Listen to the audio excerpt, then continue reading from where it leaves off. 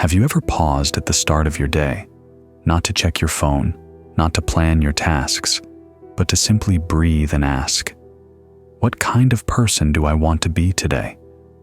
Before the noise of the world invades your thoughts, there's a sacred moment, a moment to claim your inner space, to shape your day with intention.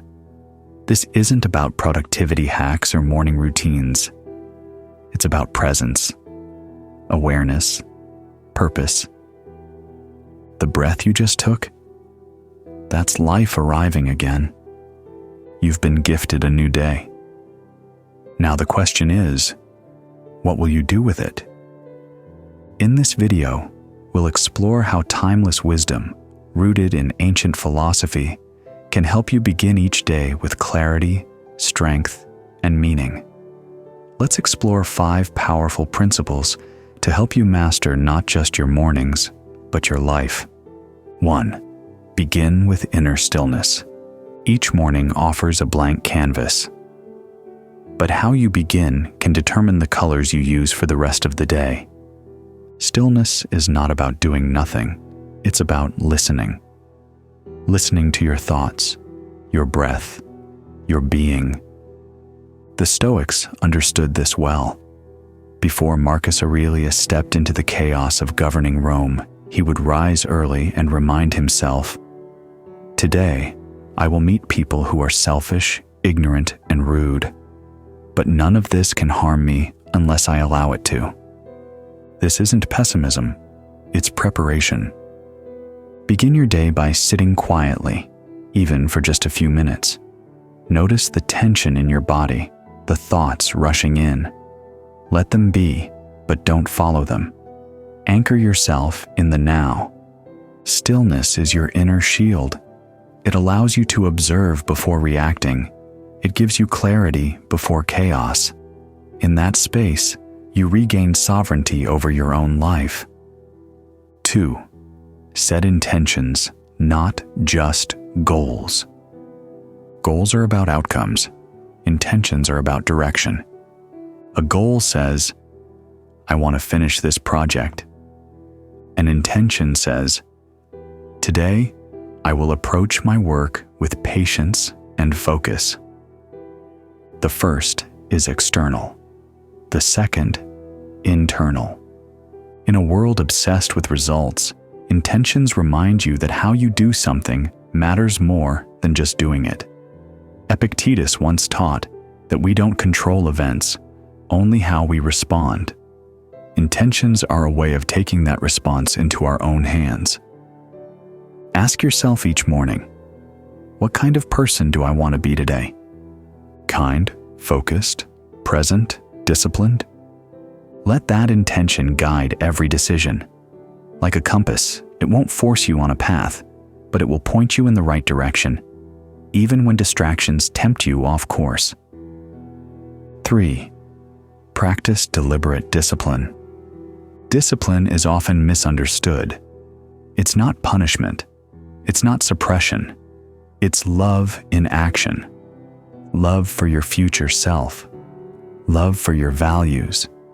When you choose to wake up early despite your fatigue. When you decline that temptation because it pulls you from your path. When you speak gently when anger rises. That is discipline. And it's beautiful. Seneca once wrote, "Most powerful is he who has himself in his own power. And this power is built not in grand acts, but small decisions made consistently." Imagine a drop of water falling on a stone, day after day. One drop seems meaningless, but over time, it carves into the rock. That's what discipline does to the soul. Choose one small act of discipline today, just one. Over time, those acts shape who you become. 4. Choose contribution over consumption. Modern life is saturated with consumption. We scroll, we watch, we take in. Rarely do we ask, what am I giving? The ancient philosophers believed that the good life wasn't found in what you own, but in what you offer. Think of the last time you made someone smile, helped a stranger, listened, truly listened, to someone you love. That feeling? That's fulfillment. When you shift your focus from, "What can I get?" to "How can I serve?" your entire world transforms. Contribution doesn't mean grand gestures. Sometimes it's holding the door. Sometimes it's pausing to say, "How are you?" and actually meaning it. Zeno, the founder of Stoicism, lost everything in a shipwreck, and it was only after that loss that he discovered philosophy. He once said, "I made a prosperous voyage when I suffered shipwreck." Why? Because loss led him to service. You don't need to suffer to choose service. You just need to care. 5. Accept and adapt to what is. There's a deep power in accepting life as it unfolds, not in resignation, but in trust. Trust that whatever happens today, whether joyful or difficult, is part of your training, your refinement. The Stoics called this amor fati, love of fate, not just tolerance, but love for what life brings, even the storms. When something doesn't go your way today, a delay, a rejection, a mistake, pause, ask, what is life teaching me? Perhaps it's patience, or resilience, or the reminder that your worth doesn't come from outcomes. When you accept what you cannot control and pour your effort into what you can, you step into true freedom. So take a moment, right now, breathe, remind yourself, this day is yours. You are not just a passenger in your life. You are the captain, the sculptor, the one who decides how this day will be shaped, not by the winds, but by your will.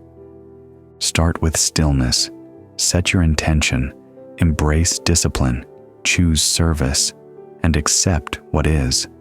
These aren't rules, they're reminders, anchors for the soul. And as you live them, not just today, but each day, you'll discover something deeper than success or happiness. You'll discover peace. The peace of knowing you lived today with meaning. What intention will you carry with you today? Share it in the comments below. We'd love to hear how you're applying these principles in your life. And if this message resonated with you, consider subscribing for more content grounded in timeless wisdom. Let's walk this path, one conscious day at a time.